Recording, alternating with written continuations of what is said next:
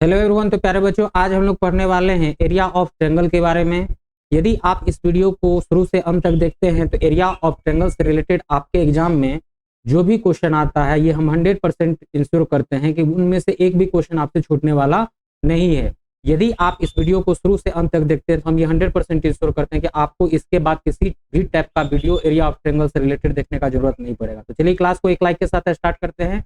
और हाँ, यदि आप हमारे चैनल पे नए हैं तो चैनल को शेयर और सब्सक्राइब कर लीजिए ताकि इस टाइप का कंटेंट आपको मिलता है। प्यारे बच्चों, ध्यान से देखते चलिएगा। आज हम डिस्कस करने वाले हैं area of triangle. Area of triangle होता क्या है, मतलब क्या कि आपको 3 पॉइंट का कोऑर्डिनेट दे रखा होगा और उस 3 पॉइंट के कोऑर्डिनेट के हेल्प से उस ट्रायंगल का एरिया क्या होगा वो हम डिटरमिनेंट्स के हेल्प से समझेंगे। यदि आपको याद हो तो आपको जब आप कोऑर्डिनेट ज्योमेट्री क्लास 11 में पढ़े होंगे तो उस समय भी एरिया ऑफ ट्रायंगल आप निकाले होंगे।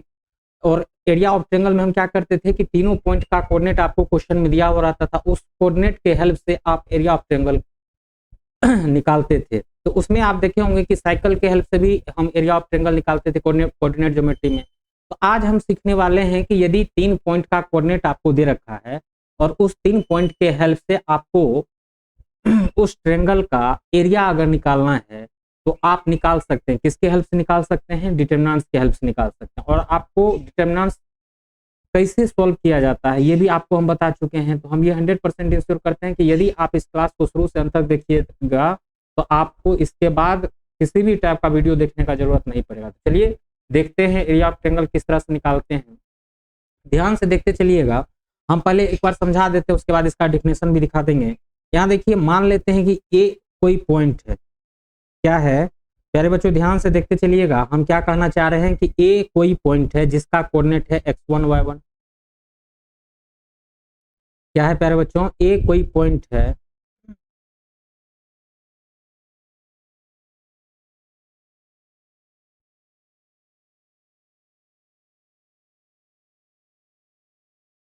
ध्यान से देखते चलिएगा। हम बता रहे हैं आपको,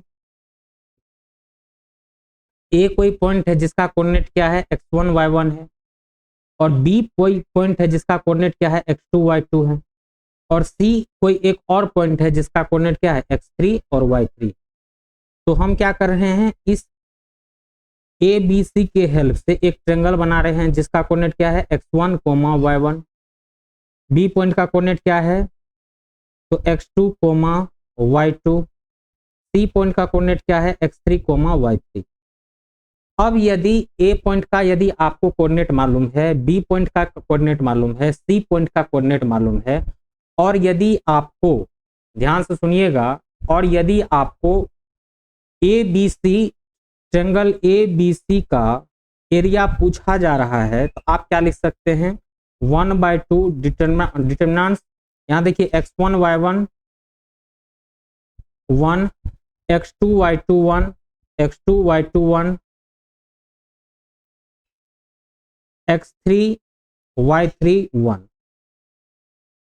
ये जो है इसका क्या है, एरिया ऑफ ट्रायंगल एबीसी। क्या है, यदि आपको एरिया ऑफ ट्रायंगल एबीसी निकालना है और एबीसी का कोऑर्डिनेट दिया हुआ है तो इस फार्मूला के हेल्प से आप क्या कर सकते हैं, area of triangle find out कर सकते हैं। अगर इसका आपको प्रूव्ड देखना है तो आप क्लास 11th का मेरा लेक्चर देख सकते हैं। उसमें हम कोऑर्डिनेट ज्योमेट्री जब पढ़ा रहे थे उस समय में हम एरिया ऑफ ट्रायंगल का एरिया ऑफ ट्रायंगल डिटरमिनेंट्स के हेल्प से जो निकाले हैं वो किस तरह से निकालें और इसका वैल्यू इतना ही क्यों आता है इसके बारे में हम प्रूव करके भी बता चुके हैं। तो आपको क्या ध्यान में रखना है कि एरिया जो होता है वो हमेशा क्या होता है, पॉजिटिव होता है। तो अब यहाँ पे आप मोड भी लगा सकते हैं। क्या लगा सकते हैं? मोड भी लगा सकते हैं। मतलब क्या कि एरिया ऑफ ट्रायंगल एबीसी का जो वैल्यू आएगा वो हमेशा क्या आएगा, पॉजिटिव आएगा। इसको लिखते कैसे हैं, तो area of triangle ABC equal to क्या लिख देते हैं 1/2 x coordinate x1 y1 x1 y1 1, B का कोऑर्डिनेट क्या है x2 y2 1, सी का कोऑर्डिनेट क्या है x3 y3 1। तो इस टाइप से आप क्या कर सकते हैं, area of triangle find out कर सकते हैं। तो ये आपको ध्यान में क्या रखना है कि एरिया ऑफ ट्रायंगल का जो फार्मूला है triangle of ABC equal to mod 1/2 determinants of x1 y1 1, x2 y2 1, x3 y3 1 के हेल्प से आप क्या कर सकते हैं, किसी भी ट्रायंगल का एरिया फाइंड आउट कर सकते हैं। तो यहाँ देखिए, और इसी को आप साइकिल के हेल्प से भी निकाले होंगे।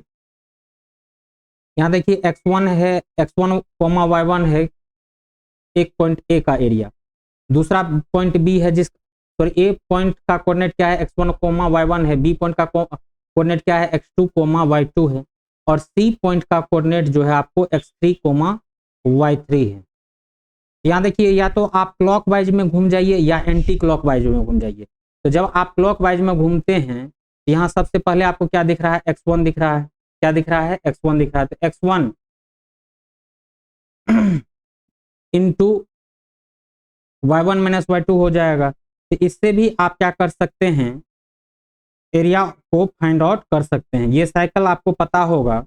यहाँ देखिए x1 से स्टार्ट किए तो x1, ध्यान से देखते चलिएगा, साइकिल की हेल्प से निकाल के बता रहे हैं। एरिया ऑफ ट्रायंगल क्या हो जाए, 1/2 इंटू, यहाँ सबसे पहला क्या दिखा, x1 दिखा, तो x1 लिख लिए। तो x1 के यहाँ जो है x1 के जस्ट आगे में क्या दिखा हुआ, x2 दिखा, तो x2 को नहीं कंसीडर करना, x2 के साथ जो होगा उसको कंसीडर करना है। y2 है, उसके बाद इसके जस्ट आगे वाला कौन है, y3 है, तो y2 में से y3 को घटा देंगे। इंटू, यहाँ देखिए इंटू नहीं होगा, यहाँ क्या है, x1 हो गया, उसके बाद क्या है x2 है, तो प्लस का x2। अब x2 को अगर कंसीडर कर रहे हैं तो x2 के जस्ट बाद वाला कौन है, y कोऑर्डिनेट y3 है, और उसके बाद वाला y कोऑर्डिनेट क्या हो जाएगा, y1 हो जाएगा, प्लस x3।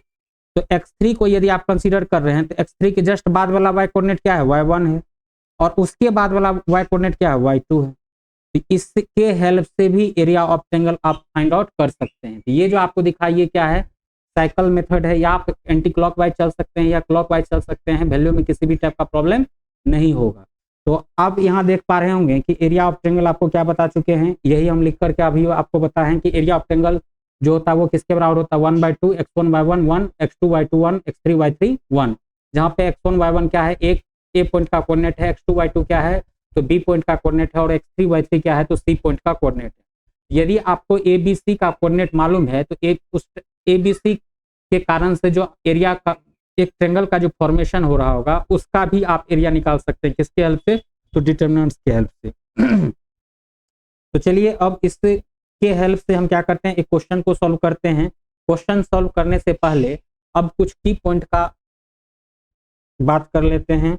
तो सबसे पहला की पॉइंट देखिए क्या लिखा हुआ है कि एरिया जो होता है वो हमेशा क्या होता है, पॉजिटिव होता है। इस कारण से आप देखे होंगे कि जब हम ट्रायंगल ऑफ ABC निकाले थे तो क्या लिखे थे, मॉड 1/2 मॉड, यहाँ determinants x1 y1 1 x2 y2 1 x3 y3 1, यहाँ कोमा हटा दीजिए, x1 y1 1 x2 y2 1 x3 y3 1, और इसके बाद हम क्या लगाए थे, मॉड लगाए थे। तो ये जो साइन आपको दिख रहा है ये मॉड है, मॉडुलस जिसको कहते हैं, और ये जो आपको साइन है ये किसका है, डिटरमिनेंट्स का है।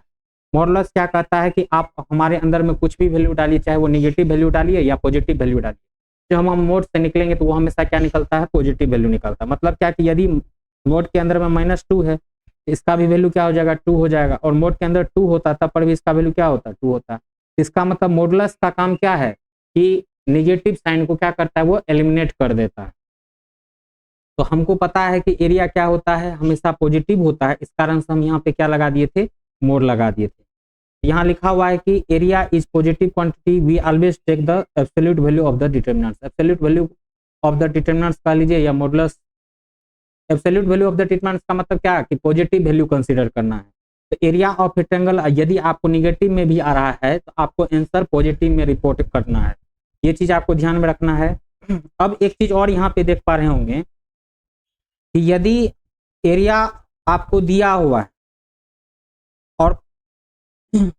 और क्या कर रहा है, डिटरमिनेंट्स का वैल्यू कैलकुलेशन करने के लिए कर रहा है। यहाँ देखिए, if area is given use both positive and negative value of the determinants for the calculation. तो डिटरमिनेंट्स के कैलकुलेशन के लिए हम क्या करते हैं, एरिया पॉजिटिव और नेगेटिव दोनों वैल्यू कंसीडर करते हैं। ध्यान से सुनिएगा हम क्या कर रहे हैं, जैसे फॉर एग्जांपल के तौर पर अगर आप समझना चाहते हैं तो हम मान लेते हैं कि किसी ट्रायंगल का एरिया आपको दे रखे हैं 3 स्क्वायर, ठीक है, यूनिट, और एक पॉइंट ए है जिसका कोऑर्डिनेट क्या है, x1 y1 है, बी पॉइंट है जिसका कोऑर्डिनेट क्या है 2 3 है, और सी पॉइंट का जो कोऑर्डिनेट है वो क्या है 3 4। तो जब आप इसका एरिया लिखिएगा तो एरिया ऑफ ए ट्रायंगल क्या हो जाएगा, डेल इक्वल टू 1/2 यहाँ क्या हो जाएगा, x1 को y1 1, x2 y2 1, x3 y3 1। यहाँ x2 y2 की जगह पे क्या है 2 3 है, तो यहाँ पे क्या पुट कर देंगे 2 3 पुट कर देंगे। और c के जगह c का कोऑर्डिनेट क्या है 3 4 है, तो यहाँ 3 4 पुट कर देंगे। यहाँ से आपको क्या पता चल रहा है प्यारे बच्चों कि जब आप इस मोड का वैल्यू क्या दे रखा है 3 दे रखा है, तो जब आप यहाँ देखिए मोड x का वैल्यू यदि a के बराबर है तो x का जो वैल्यू होता है वो किसके बराबर होता है, प्लस माइनस a के बराबर होता है। ये क्लास 11th का पोर्शन है, ध्यान से सुनिएगा। यदि मोड x का वैल्यू a के बराबर है, इसका मतलब x का वैल्यू क्या होगा, प्लस माइनस a के बराबर होगा। यहाँ यही कह रहा है कि आपको क्या करना है, अगर एरिया दिया हुआ है तो पॉजिटिव और निगेटिव दोनों वैल्यू को कंसीडर करना है जब आप डिटरमिनेंट्स का कैलकुलेशन कर रहे हो। तीसरा चीज क्या दिया हुआ है कि एरिया ऑफ ए ट्रायंगल अगर क्या आ जाए, 0 आ जाए। सुनिएगा गौर से, एरिया ऑफ ए ट्रायंगल यदि 0 आ जाए तो उस केस में हम यह कह सकते हैं कि वो तीनों पॉइंट क्या है, कोलिनियर है। कोलिनियर का मतलब क्या होता है कि तीनों पॉइंट एक ही लाइन पे लाई कर रहा है। मतलब क्या कि एक एग्जांपल के थ्रू इसको समझिए। मान लेते हैं ये A पॉइंट है, ये B पॉइंट है और ये C पॉइंट है। तो जब हम A, B और C को आपस में मिलाएंगे तो एक ट्रायंगल आपको नजर आएगा जिसको हम क्या कहेंगे, ट्रायंगल ABC कहेंगे। अब हम क्या कर रहे हैं कि इस A पॉइंट को खींच करके आप क्या कीजिए, इस A पॉइंट को खींच करके आप BC लाइन पे ले आइए। तो जब आप इस A पॉइंट को खींच करके BC लाइन पे लाइएगा तो उस केस में आपको एरिया बचेगा, एरिया बचेगा ही नहीं। जब आप इस A पॉइंट को खींच करके जहां इस BC लाइन पे ले आइएगा तो ये जो आपको एरिया दिखा, ये एरिया क्या हो जाएगा, हट जाएगा। क्या हो जाएगा, हट जाएगा। इसका मतलब क्या कि एरिया ऑफ ए ट्रायंगल क्या हो गया, 0 हो गया। ट्रायंगल दिख रहा है, नहीं दिख रहा है, इसका मतलब क्या, एरिया ऑफ ए ट्रायंगल 0 हो गया। यहाँ से आपको क्या पता चला कि यदि 3 पॉइंट एक ही लाइन पे है तो उस केस में उस तीनों पॉइंट के कारण से जो ट्रायंगल बनेगा, ट्रायंगल एक्चुअल में बनता ही नहीं है, तो उसका जो वैल्यू होगा वो किसके बराबर होगा, 0 के बराबर होगा। यहाँ से आपको क्या पता चला कि अगर तीनों पॉइंट आपस में कोलिनियर है, क्या है, कोलिनियर है, मतलब एक ही लाइन पे लाई कर रहा है, तब उस केस में एरिया जो आएगा वो 0 आएगा। क्या आएगा, एरिया जो है 0 आएगा। सपोज दैट कि तीन पॉइंट दिया हुआ है और उस 3 पॉइंट के हेल्प से आप यदि उसका उस ट्रायंगल का एरिया निकालते हैं और यदि उस ट्रायंगल का वैल्यू 0 के बराबर आ जाता है, तब आप कह सकते हैं कि वो एक्चुअल में ट्रायंगल था ही नहीं, वो क्या था, एक ही पॉइंट पे, एक ही लाइन पे लाई करने वाला तीनों पॉइंट था। क्या था, एक ही लाइन पे लाई करने वाले तीनों पॉइंट थे। तो इस केस में हमको क्या पता चला कि यदि आपको यह प्रूव्ड करना है कि तीनों पॉइंट क्या है, कोलिनियर है, मतलब क्या एक ही लाइन पे लाई कर रहा है, तो हम क्या करेंगे, एरिया ऑफ ए ट्रायंगल यदि हम 0 के बराबर कर देंगे तो उस केस में हम यह कह सकते हैं कि वो तीनों पॉइंट क्या है, कोलिनियर। क्या है, कोलिनियर है। कोलिनियर का मतलब क्या होता है, एक ही लाइन पे लाई करना। यहाँ देखिए B, A और C को हम क्या कह सकते हैं कि ये क्या है, एक ही लाइन पे लाई कर रहा है। क्या कर रहा है, एक ही लाइन पे लाई कर रहा है। इसका मतलब B, A, C आपस में क्या है, कोलिनियर है। क्या है, कोलिनियर है। तो यहाँ से आपको कोलिनियर का भी कंसेप्ट पता चल गया होगा, एरिया ऑफ ए ट्रायंगल कैसे निकालते ये भी पता चल गया होगा। और जब हम एरिया दिया हुआ है और हम डिटरमिनेंट्स का कैलकुलेशन करते हैं तो पॉजिटिव और नेगेटिव वैल्यू का भी, पॉजिटिव और नेगेटिव दोनों कंसीडर करते हैं। ऐसा हम क्यों बताए थे, क्योंकि हम बता चुके हैं कि जब आप किसी भी ट्रायंगल का एरिया निकालते हैं तो निकालने के बाद उसका फॉर्मूला क्या था, mod 1/2 determinants of x1 y1 x2 y2 1 x3 y3 1। तो जब इस डिटरमिनेंट्स के को हटाते हैं तो उस केस में इसका वैल्यू क्या आता है, प्लस माइनस के साथ आता है। जैसे मॉड x का वैल्यू यदि a के बराबर है तो आप कह सकते हैं कि x का जो वैल्यू होगा प्लस माइनस a के बराबर होगा। क्यों, क्योंकि यदि हम प्लस a रखते हैं तो प्लस a का भी मोड क्या होगा, a ही होगा। अगर माइनस a रखते हैं तो उस केस में भी माइनस a का मोड क्या होगा, a ही होगा। तो इसका मतलब x का वैल्यू या तो प्लस a हो सकता है या तो माइनस a हो सकता है। इस कारण से हम क्या करते हैं कि जब एरिया दिया हुआ रहता है और डिटरमिनेंट्स का कैलकुलेशन करते हैं तो हम पॉजिटिव और नेगेटिव दोनों साइन का यूज करते हैं या कंसीडर करते हैं। यहाँ ध्यान में रखिएगा, अगर इस तीनों पॉइंट का आप जितना भी आपको पढ़ा चुके हैं, यदि आपको इसमें किसी भी टाइप का प्रॉब्लम नहीं होगा तो 4.2 एक्सरसाइज में भी किसी भी टाइप का प्रॉब्लम नहीं होगा। तो ध्यान से देखते चलिएगा। अब हम एक्सरसाइज 2 4.2 से स्टार्ट कर रहे हैं। यदि आप हमारे साथ प्रैक्टिस करते हैं तो हम ये 100% इंश्योर करते हैं कि आपको एक्सरसाइज 4.2 में किसी भी टाइप का प्रॉब्लम नहीं होगा। यहाँ देखिए एग्जाम्पल, सबसे पहला एक एग्जाम्पल आपको दिख रहा होगा कि यहाँ देखिए क्या कर रहा है कि find the area of a triangle. क्या कर रहा है कि एक त्रिभुज का क्षेत्रफल ज्ञात कीजिए जिसका वर्टेक्स क्या दे रखा है 3,8 -4,2 5,1। यहाँ देखिए जैसे ये ABC है, तो ये ट्रायंगल ए हो गया, ये बी हो गया और ये सी हो गया। तो ये जो इसको इसी को हम क्या कहते हैं, वर्टेक्स कहते हैं। क्या कहते हैं, वर्टेक्स कहते हैं। तो वर्टेक्स का जो कोऑर्डिनेट है आपको दे रखा है, क्या है, वर्टेक्स का जो कोऑर्डिनेट है वो दे रखा है। ए का कोऑर्डिनेट क्या दे रखा है 3,8, बी का कोऑर्डिनेट क्या दे रखा है -4,2 और सी का जो कोऑर्डिनेट है वो क्या दे रखा है आपको 5,1 दे रखा है। क्या दे रखा है प्यारे बच्चों, 5,1 दे रखा है। अब यहाँ देखिए आपको अभी क्या पता है कि एरिया ऑफ ए ट्रायंगल क्या होता है। तो area of triangle ABC equal to होता है mod 1/2 डिटरमिनेंट ए का कोऑर्डिनेट तो 3, 8, 1, बी का कोऑर्डिनेट -4, 2, 1 और सी का कोऑर्डिनेट 5, 1। ये जो है अब इसका अगर आप वैल्यू निकाल लेते हैं तो आपको क्या पता चल जाएगा, area of a triangle ABC पता चल जाएगा। अब हम इसी को सॉल्व करते हैं, ध्यान से देखते चलिएगा। Area of triangle ABC find out करते हैं। तो यदि आप area of triangle ABC find out करेंगे तो area of triangle ABC equal to आप अभी आप क्या निकाले हैं, या इसको हम यहीं पे पिछले पेज पे ही करके दिखाते हैं आपको। यहाँ देखिए, जब यहाँ देखिए ये जो आपको डिटरमिनेंट दिखा, इस डिटरमिनेंट को हमको क्या करना है, सॉल्व करना है। तो जब आपको डिटरमिनेंट को सॉल्व करना है तो यहाँ देख पा रहे होंगे 1/2 क्या है, मोड के अंदर में है। तो मोड के अंदर में जो वैल्यू उसको हम क्या कर रहे हैं, बाहर निकाल रहे हैं, क्योंकि 1/2 क्या है, पॉजिटिव है, तो 1/2 को हम बाहर निकाल लिए मोड। उसके बाद क्या है 3, 8, 1, 4 -4, 2, 1 5, 1, 1 है। तो सबसे पहले हम इस डिटरमिनेंट का वैल्यू निकालते हैं। तो इस डिटरमिनेंट का यदि आपको वैल्यू निकालना है, हम क्या कर रहे हैं, फर्स्ट रो के कोरस्पोंडिंग ब्रेक कर रहे हैं। तो फर्स्ट रो के कोरस्पोंडिंग अगर ब्रेक करेंगे तो फर्स्ट रो के कोरस्पोंडिंग साइन कन्वेंशन का भी यूज करना पड़ेगा। तो फर्स्ट रो के कोरस्पोंडिंग हम आपको साइन कन्वेंशन कल क्या बता चुके थे, plus minus plus minus plus minus minus plus minus. तो यहाँ देखिए फर्स्ट रो के कोरस्पोंडिंग साइन कन्वेंशन क्या है, प्लस माइनस प्लस। यहाँ क्या लिख देंगे, प्लस माइनस प्लस। तो +3 लेंगे तो +3 ले लिए। अब ये जो +3 जिस रो और जिस कॉलम में होगा उसको क्या करते हैं, ढक देते हैं। तो +3 फर्स्ट रो में है, फर्स्ट रो को ढक दिए, फर्स्ट कॉलम है तो फर्स्ट कॉलम को ढक देंगे। तो आपको ढकने के बाद जो आपको एलिमेंट दिखेगा वो क्या दिखेगा, 2, 1, 1 दिखा, प्लस हो गया -8 है।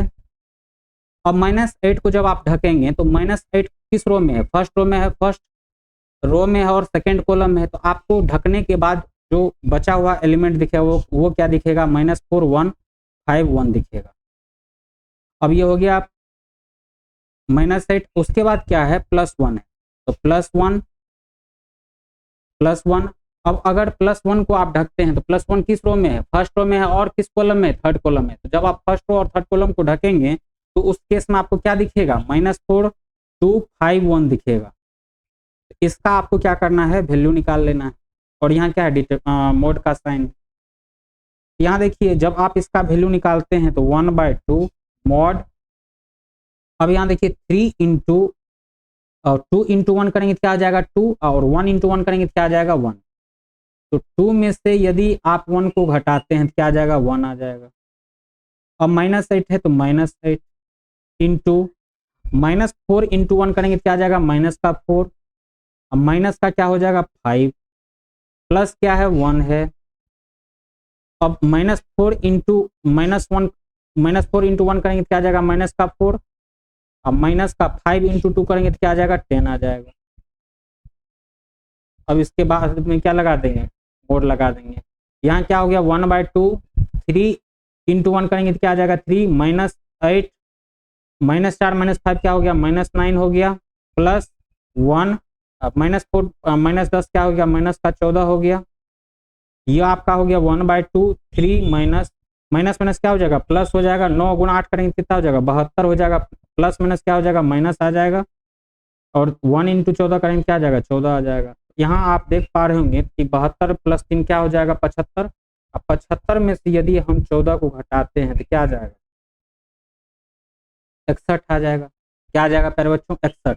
तो 61 क्या है, एक पॉजिटिव नंबर है, तो पॉजिटिव नंबर का मोड क्या होगा, पॉजिटिव ही नंबर होगा, मतलब मोड ऑफ 61 का वैल्यू क्या आ जाएगा 61 आ जाएगा। तो ये हो गया आपका 61/2 आ गया। किसके बराबर आ गया 61/2 के बराबर आ गया। तो उम्मीद करते हैं कि ये क्वेश्चन आपको समझ में आ गया होगा। बस आपको यहाँ क्या करना है, ये जो साइन है ये मोड का साइन है, ये ध्यान में रखना है। अगर इसका वैल्यू यदि निगेटिव आता, यहाँ से लेकर के यहाँ तक का वैल्यू अगर निगेटिव आता तो उस निगेटिव साइन को हटाने के लिए हम यहाँ पे मोड लगाए। और ये जो साइन आपको दिख रहा है ये किसका है, डिटर्मिनेंट्स का है, मतलब सारणिक का साइन है। और 3:3 ऑर्डर के डिटर्मिनेंट्स को कैसे सॉल्व किया जाता है ये आपको पता ही है। साइन कन्वेंशन क्या ध्यान में रखना, प्लस माइनस प्लस। और हम क्या बताए थे कि यदि इसमें जीरो का संख्या दिखता, यदि किसी रो या किसी कॉलम के corresponding max to max zero होता तो उस कॉलम या उस रो के कोरस्पॉन्डिंग यदि हम उसको क्या करते एक्सपांड करते हैं या उसे यह कर लें कि ब्रेक करते तो उस केस में हमको क्या करना पड़ता, कैलकुलेशन कम करना पड़ता। तो यहाँ पे जीरो दिख नहीं रहा था तो हम क्या किए, फर्स्ट रो के कोरस्पॉन्डिंग ही ब्रेक कर दिए। तो जब आप फर्स्ट रो के कोरस्पॉन्डिंग ब्रेक किए तो इसका वैल्यू किसके बराबर आया था 61 के बराबर आया था। 61 का मोड क्या हो जाएगा, 61 का मोड क्या हो जाएगा 61 ही होगा। अगर -61 होता तब पर भी उसका वैल्यू क्या होता है 61 ही होता, क्योंकि निगेटिव वैल्यू क्या करता है मोड एलिमिनेट कर देता है। ये ध्यान में आपको रखना है। दूसरा क्वेश्चन देखिए क्या दिया हुआ है, कर find the equation of the line joining A be using determinants. यहाँ दो क्वेश्चन आपको छिपा हुआ है। कह रहा है कि एक आपको लाइन का, एक रेखा का आपको क्या करना है समीकरण बताना है। यदि वो रेखा ए और बी पॉइंट से मिलकर के बना हुआ है जिसका कोऑर्डिनेट क्या है 1 3 है और एक कोऑर्डिनेट क्या है 0 0 है। मतलब क्या आप यह कह सकते हैं कि ए कोई पॉइंट है, बी कोई पॉइंट है, ए पॉइंट का कोऑर्डिनेट क्वेश्चन में दे रखा है 1 3, बी पॉइंट का कोऑर्डिनेट दे रखा है क्वेश्चन में 0 0। ये एग्जैक्ट फिगर नहीं है, ध्यान में ये रहे कि ये जो हम फिगर बना रहे हैं ये क्या है ए बी का एग्जैक्ट फिगर नहीं है। यदि उसका कोऑर्डिनेट क्या है 1 3 और बी का कोऑर्डिनेट क्या है 0 0 है। हम आपको बस समझाने के लिए क्या कर रहे हैं, मान लेते हैं कि ये एक पॉइंट ए है जिसका कोऑर्डिनेट क्या है 1 3 है और बी ये पॉइंट बी है जिसका कोऑर्डिनेट क्या है 0 0 है। अब कह रहा है कि इस दोनों पॉइंट को मिलाएंगे तो एक आपको क्या मिलेगा स्ट्रेट लाइन मिलेगा। और ये जो स्ट्रेट लाइन आपको मिलते हुए नजर आ रहा है इसी स्ट्रेट लाइन का क्या पूछा जा रहा है कि आप हमें इक्वेशन बताइए क्या होगा, किसके हेल्प से, तो डिटर्मिनेंट्स के हेल्प से। किसके हेल्प से, डिटर्मिनेंट्स के हेल्प से। तो ध्यान से सुनिएगा, हम ये मान के चलते हैं कि इस ए बी लाइन पे एक और पॉइंट सी लाइक कर रहा है। क्या लाइक कर रहा है, सी लाइक कर रहा है, जिसका कोऑर्डिनेट क्या है x1, या आप यह कर लें कि जिसका कोऑर्डिनेट क्या है x, y।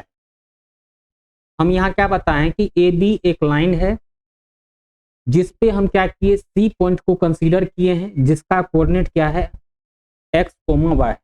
अब आपको यहाँ दिख रहा होगा कि 3 पॉइंट है और तीनों पॉइंट क्या है एक ही लाइन पे लाइक कर रहा है।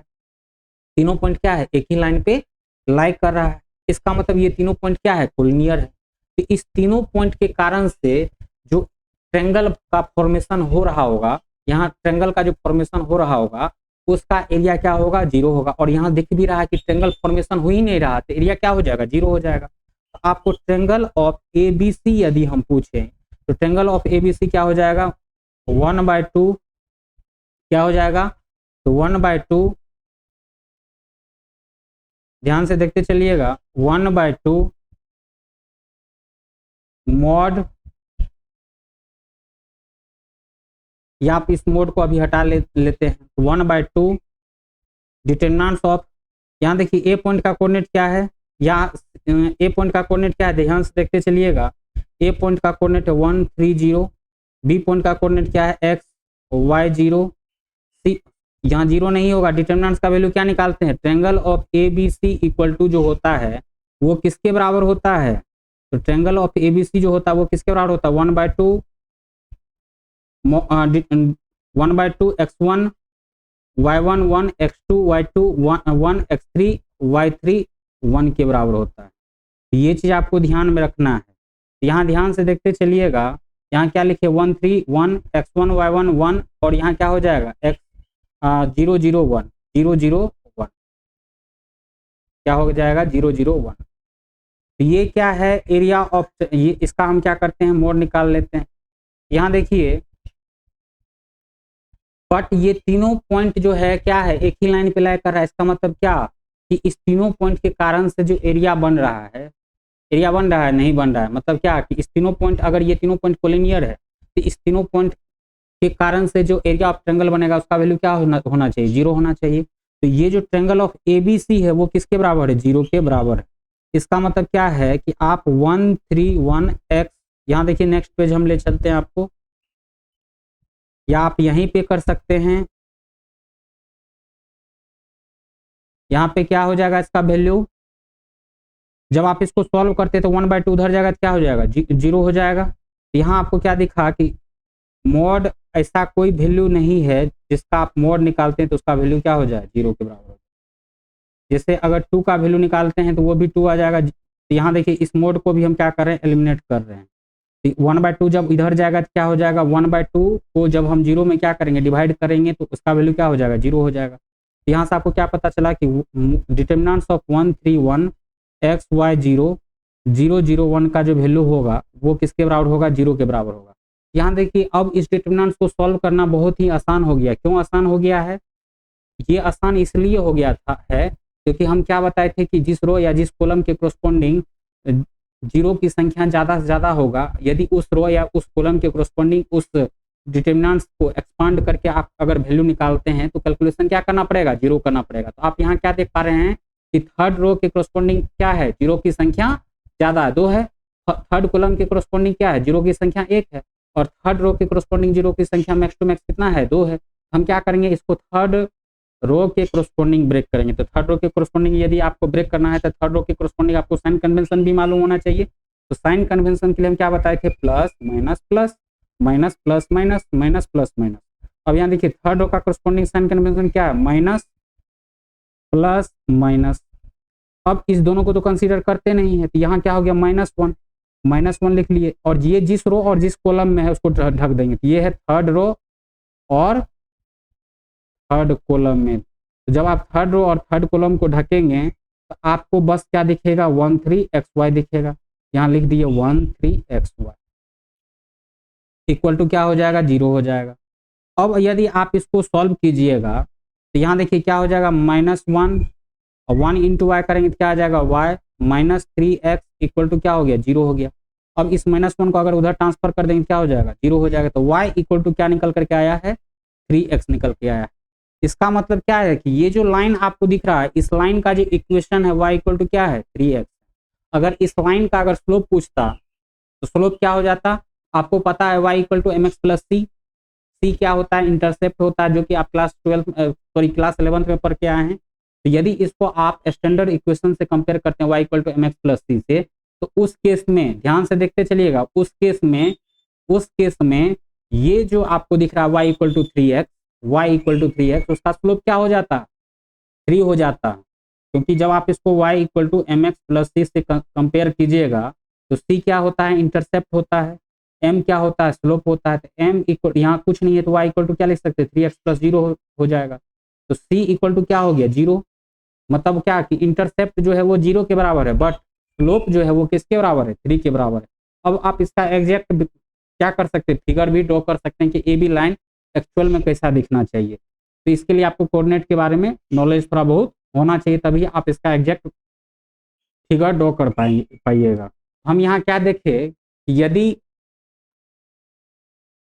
आपको 2 पॉइंट का कोऑर्डिनेट मालूम है और जब उस 2 पॉइंट को आपस में मिलाएंगे तो एक लाइन का फॉर्मेशन होगा, और उस लाइन का यदि आपको इक्वेशन निकालना है तो उस लाइन के इक्वेशन को भी आप किसकी हेल्प से निकाल सकते हैं डिटर्मिनेंट्स की हेल्प से निकालते हैं। इसके लिए हम लॉजिक क्या लगाए थे, हम ये मान के चले थे कि ए बी एक कोई लाइन है जिसमें ए का भी आपको कोऑर्डिनेट मालूम है और बी का भी कोऑर्डिनेट मालूम है। तो हम क्या किए थे अपने मन से एक C point A B line पे ही कंसीडर कर लिए थे, जिसका कोऑर्डिनेट अपन क्या कंसीडर कर लिए थे एक्स कोमा वाई कंसीडर कर लिए थे। तो अब आपको यह दिख रहा है कि ए बी सी पॉइंट के कारण से जो ट्रेंगल बनेगा उसका एरिया क्या हो जाएगा, कोलिनियर है, जिसके कारण से इसका वैल्यू क्या हो जाएगा, 0 हो जाएगा। क्योंकि यदि अगर ये एक ही लाइन पे है, इसका मतलब हम बताए थे कि ए बी सी अगर तीनों पॉइंट है, ए को हम खींच करके नीचे ला रहे हैं, इसका मतलब एरिया को रिड्यूस कर रहे हैं। जब ये ए पॉइंट खींच करके सी पे आ जाता है, बीसी लाइन पे आ जाएगा, तो उस केस में क्या हो जाएगा, एरिया रिड्यूस होकर के 0 हो जाएगा। तो यहाँ से आपको हम क्या बताए थे कि यदि तीन पॉइंट आपस में कोलिनियर है, तो उस केस में उस तीनों पॉइंट के कारण से जो एरिया बनेगा उसका वैल्यू क्या हो जाएगा, 0 के बराबर हो जाएगा। यहाँ पे हम क्या लॉजिक लगा दिए कि यदि ए बी सी के कारण ए बी सी अगर कोलिनियर है तो ए बी सी का जो वैल्यू होगा 0 होगा। और triangle of A B C हम क्या किए थे, कोऑर्डिनेट आपको मालूम था, तो हम triangle of A B C निकाले थे। Triangle of A B C का वैल्यू जब आप 0 के बराबर कर दिए तो आपको क्या पता चल गया, इस लाइन का इक्वेशन पता चल गया। अब यहाँ पे एक और क्वेश्चन दे रखा है, ध्यान से देखते चलिएगा। क्या दे रखा है कि कह रहा है कि यदि, यहाँ ध्यान से देखते चलिए, फाइंड के इफ डी का कोऑर्डिनेट जो है is a point such that area of a triangle ABD is 3 square metre. अब इसी क्वेश्चन को क्या कर रहा है, देखिए कह रहा है कि ए बी डी का जो एरिया है वो किसके बराबर है, 3 स्क्वायर यूनिट के बराबर। और डी में जो है, डी का आपको एक्स कोऑर्डिनेट मालूम नहीं है और वाई कोऑर्डिनेट क्या है, 0 के बराबर है। तो पूछा जा रहा है कि अगर ए बी डी ट्रायंगल का एरिया 3 स्क्वायर यूनिट के बराबर है और ए और बी पॉइंट का कोऑर्डिनेट आपको मालूम है, तो डी का एक्स कोऑर्डिनेट क्या होगा, ये आपसे पूछा जा रहा है इनडायरेक्ट वे में। अब इस क्वेश्चन को भी आप क्या कर सकते हैं, सॉल्व कर सकते हैं। आपको पता है कि triangle of A B D क्या हो जाएगा, यहाँ देखते चलिएगा। अगर आप निकालना चाहते हैं तो यहाँ क्या हो जाएगा, triangle of A B d. तो triangle of A B d आपको क्वेश्चन में दे रखा है किसके बराबर है, तो 3 स्क्वायर यूनिट के बराबर है।